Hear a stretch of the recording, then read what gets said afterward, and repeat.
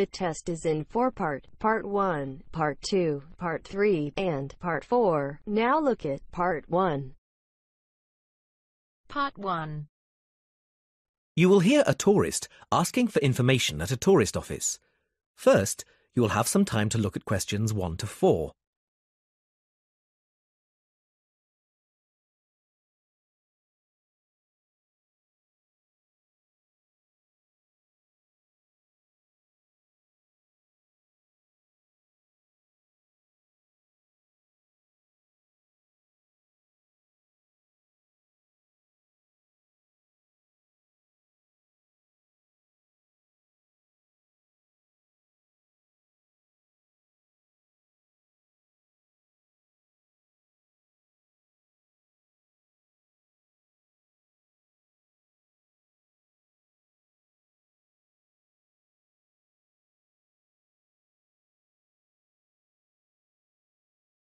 Now we shall begin. You should answer the questions as you listen because you will not hear the recording a second time. Listen carefully and answer questions 1 to 4. Hello, how can I help you? Hello. Is it possible to book a bus tour of the city here? Of course, sir. When would you like to take the tour? There are tours in the morning, afternoon and evening. Sometimes it's nice to see the city at night with the buildings lit up.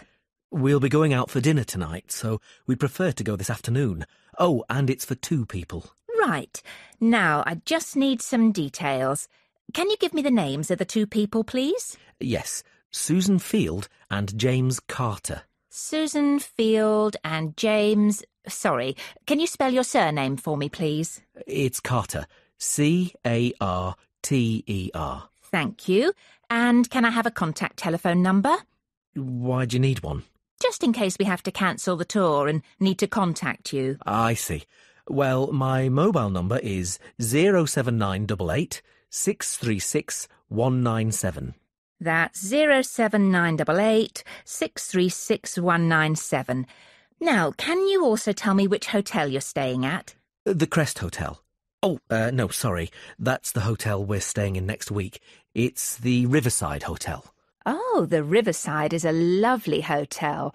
Are you enjoying your stay? Yes, we are, very much. We'd definitely recommend it to others. Oh, I am glad. Now, I can book you on the tour at 4 p.m. Would that suit you? Alternatively, there is one at 2. 2 would be better for us, please. Right. That's booked for you, sir. 2 people at 2 p.m. today, August the 14th. You pay the bus driver when you get on, and it's £4 per person. Thank you very much. Before you hear the rest of the conversation, you have some time to look at questions 5 to 10.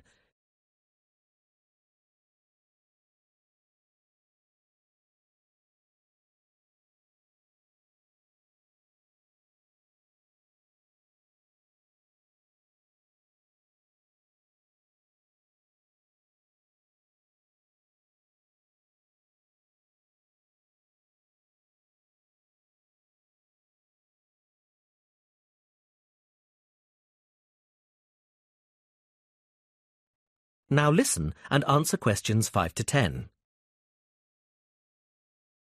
Can I also ask you about the museum in the main square? I was reading about it in my guidebook and was shocked to see that the entrance price is £10. Why does it cost so much? Well, the museum has the largest collection of Latin American art in Europe. People come from all over the world to see it. But that's not the reason why it's so expensive to get in. You see, the building is very old and it needs repairs. The £10 ticket cost will go towards repairing the roof and the walls. I see. Well, I suppose it's worth paying £10 to see the collection. Yes, I think so too. Is there anything else I can help you with? Actually, there is. I was wondering if you knew of any good restaurants in the area. Well, there are a few restaurants near the harbour and a couple on the beach, which are nice. The problem is that the smell of the fish market is quite strong down there. I don't think my girlfriend would be very pleased. I know what you mean. It's not very romantic, is it? My advice would be to go to the next town. It's bigger and the restaurant selection is wider. You can get there by taxi and it only takes about 10 minutes. The town is quite picturesque. Is it for a special occasion? Yes, it's my girlfriend's birthday, so I'd like to go somewhere special. Do you know any of these restaurants well enough to tell me about them? Well, I know about a few of them, and there are pictures in this leaflet here. Oh, this one here is lovely, the Bellevue, and it's extremely popular. It has a famous chef, so it's not cheap, but the standard of the food is very high. It's right by the sea, and there are wonderful views if you get a good table. Then there's the Lighthouse Cafe, you can see the picture here, which isn't really a cafe at all. In fact, it's a great restaurant, and a lot of TV celebrities and actors eat there. The place has been going for over 100 years. It's quite an institution around here. I'm not sure about those two. They sound too expensive to me. I was thinking of somewhere small, not too upmarket, but with good food. In that case, what about Harvey's? The same family has run this restaurant for over a century, and it's reasonably priced and really popular with local people.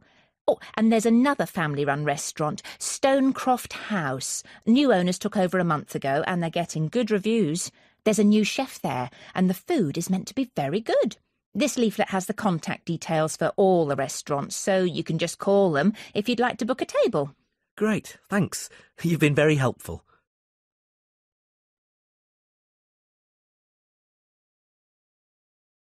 That is the end of part 1.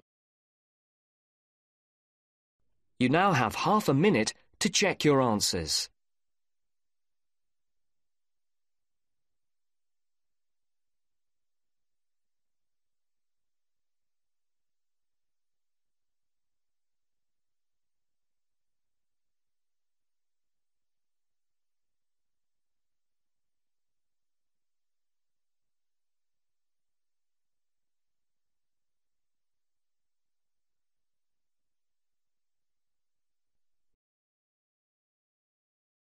Now turns to part 2. Part 2. You will hear a presenter interviewing a student on a radio show. The student is talking about her experiences of mountain climbing. First, you have some time to look at questions 11 to 14.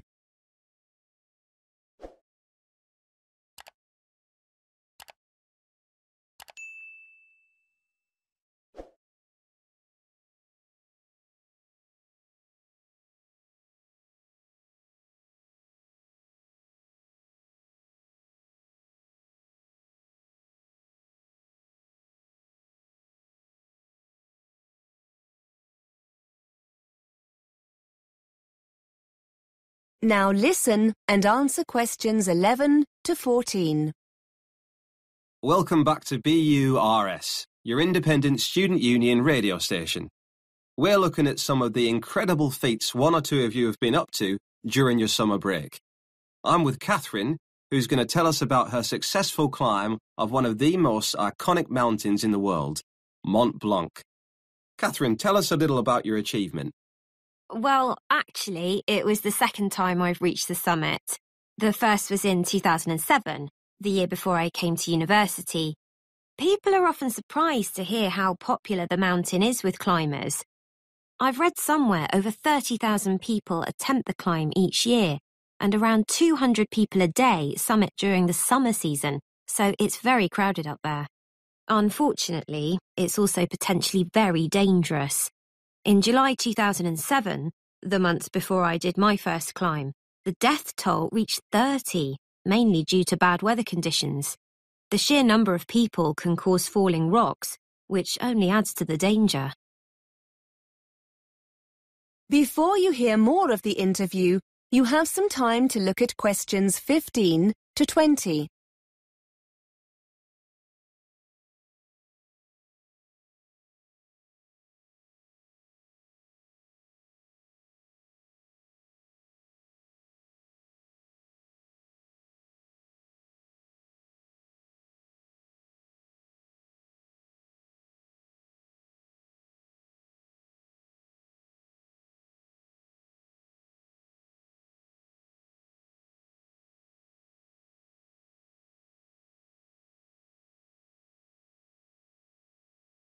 Now listen and answer questions 15 to 20. So why did you do the same climb twice? And was it easier the second time around? In many ways, they were totally different experiences. The first time I went as part of an organised group. There were about 20 of us, and we took 4 days to summit. It was much more of a sociable experience compared to the second climb. This year, I decided to go solo, with just one overnight stop. I felt more confident having already summited once, and I wanted to face the challenge of being in control. Actually, you're never really alone. There are other climbers and groups around all the time, but I suppose being alone made me feel more intrepid. The first climb was quite difficult, as the weather was very changeable, and we found ourselves climbing in very cold, windy conditions. We were in a group, so we offered each other encouragement, but it was still very difficult. The weather this time was wonderful. Plus, I also spent a few days beforehand in Chamonix and acclimatised myself more to the altitude. This certainly made it easier. You can achieve the same thing by climbing some of the smaller peaks in the area first, but I wanted a more leisurely start. It was fantastic. I thoroughly enjoyed it. Did your experiences on the first climb help you the second time around? I'm wondering if you have any useful advice for others planning on doing something similar. Well, because the climb's becoming so popular, I think people don't always give it the respect it deserves. And I'm not talking here about the physical condition you need to be in to take on a challenge like this, or having the right equipment. That goes without saying. I think what took me by surprise more than anything else was the extreme weather conditions, even in the summer. For those who want to summit in a single day or two, the climb will often start early in the morning, so you'll need to make sure you're wearing enough layers to protect yourself from the cold and wind. You'll be glad of this when you hit queues and find yourself standing around, waiting to move on. Then at the other extreme, around midday, you must make sure you're fully protected from the sun, or you're likely to get very badly burnt. Whether you climb alone, in a group, or with a guide, that will depend on your own experience. But however you decide to go, it's essential that you take your time and get used to the altitude. OK, many thanks for taking the time to come in and tell us all about it.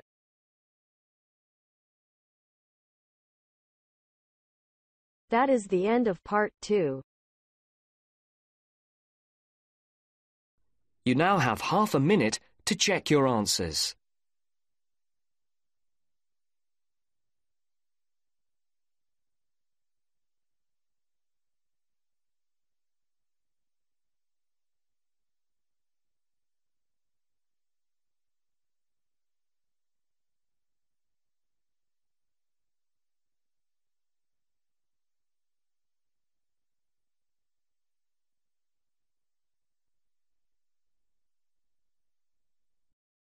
Now turns to part 3. Part 3. You will hear a talk about the Yellow Plaque scheme in Sydney. First, you have some time to look at questions 21 to 26.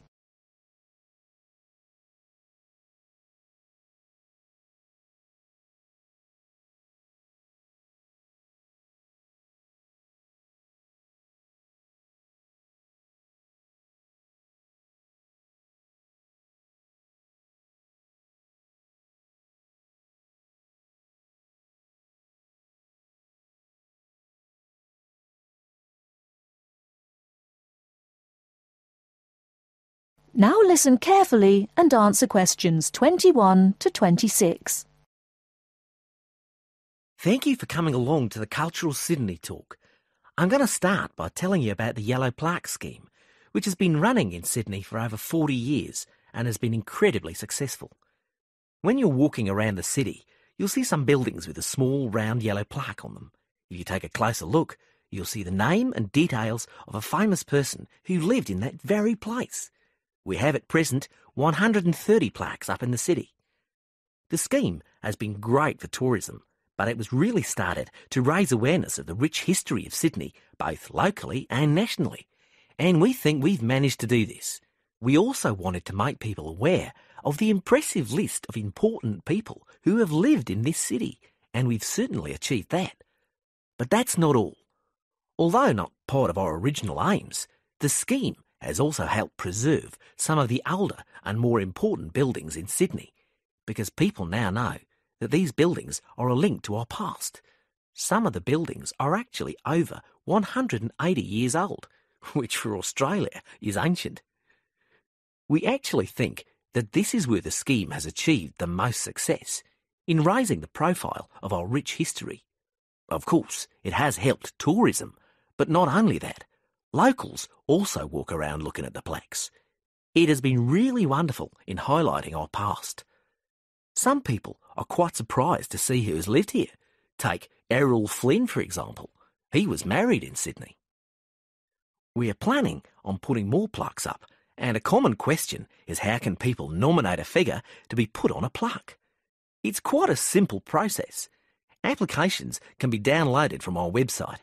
If you want to nominate someone for a plaque, you just need the person's name, where they lived, and you need 3 signatures to approve your application.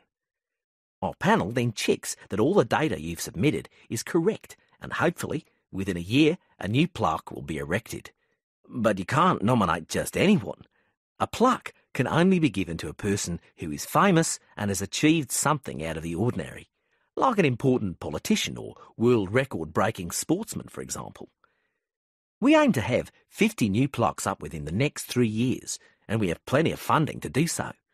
Our funding comes from 3 sources: the local council, community donations, and the Tourist Board.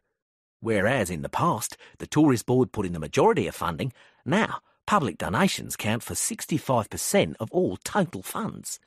In fact, our funding is so healthy now, there are plans to expand the scheme.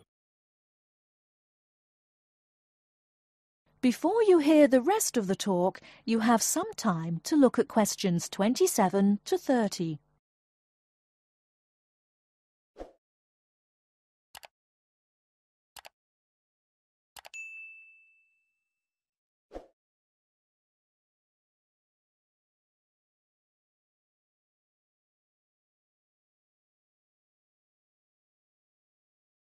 Now listen and answer questions 27 to 30.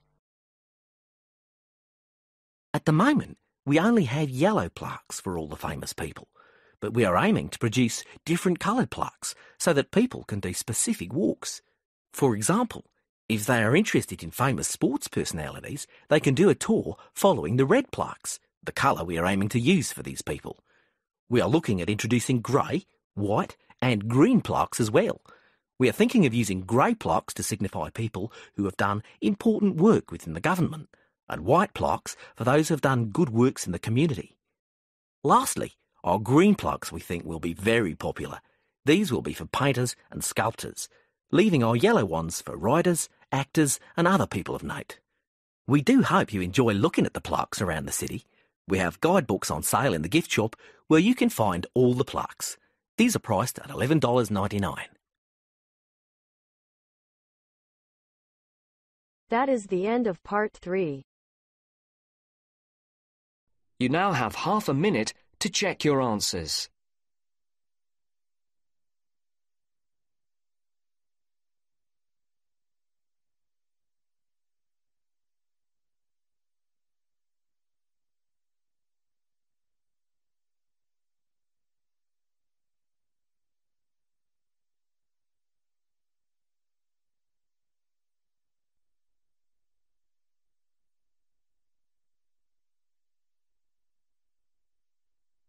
Now turns to part 4.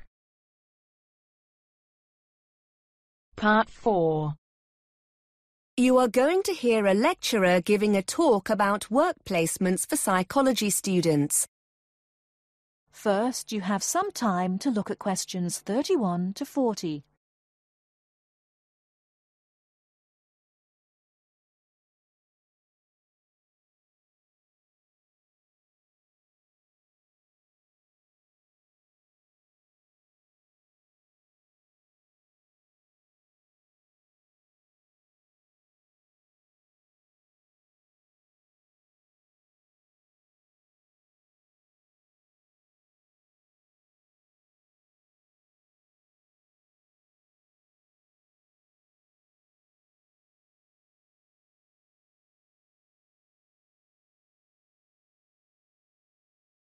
Now listen carefully and answer questions 31 to 40.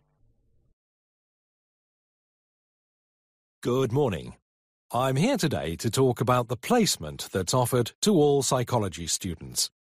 As you all know, this takes place in the third year of the Psychology BSc. I'm here to explain a little about the placement and how the process works. A lot of preparation's involved in getting these placements right, so you need to be thinking about this now. Students taking up a placement year benefit immensely from the experience.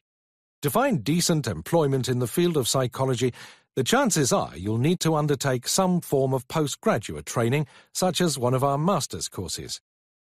These courses invariably demand experience in the field you intend to study. So being able to gain this experience during your undergraduate degree is a great advantage. There's a lot to be gained from joining the scheme. Of course, it will help you identify the areas of psychology you may or may not be interested in. And you'll develop transferable skills such as problem-solving, team-working, communication skills. Skills that employers demand and that graduates often lack. Also remember that the placement will offer you networking opportunities to become acquainted with key players in your field. Many of our students who've completed a placement year take up a position with the same employer after graduation or after successfully completing postgraduate training. In fact, many of our students from previous years now hold influential positions in the police, the health service and the private sector as a direct result of their placements. The placement you choose will depend very much on your own area of interest. Those of you who have a particular interest in research can opt for a placement in a hospital unit, here or abroad, working in areas of forensic and clinical psychology.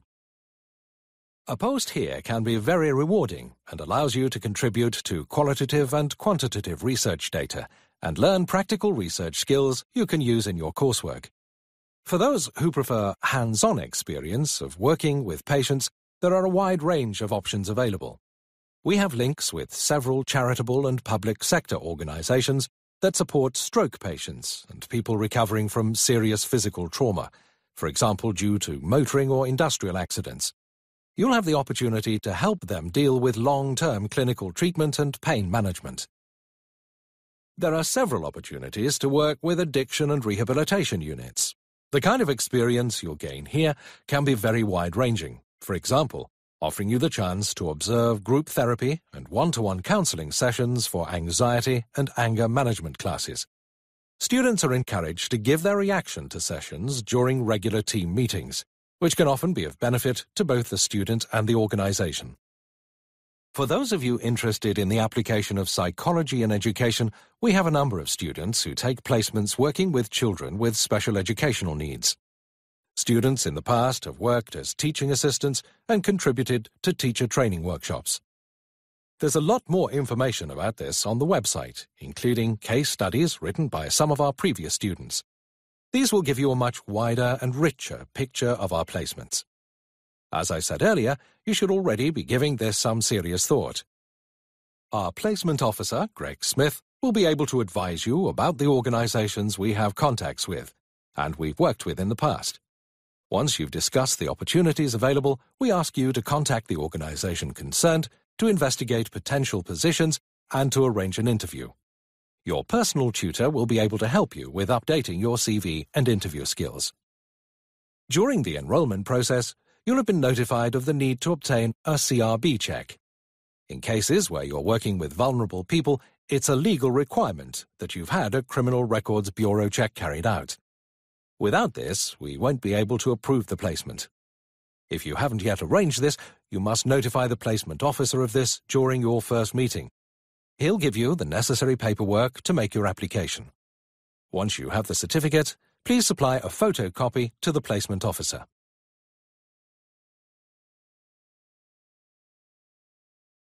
That is the end of part 4. You now have half a minute to check your answers.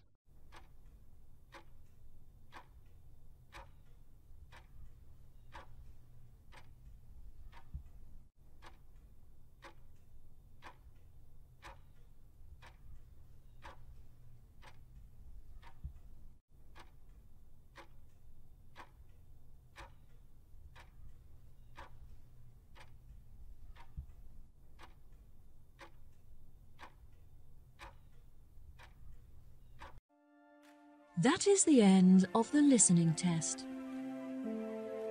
In the IELTS test, you will now have 10 minutes to transfer your answers to the answer sheet.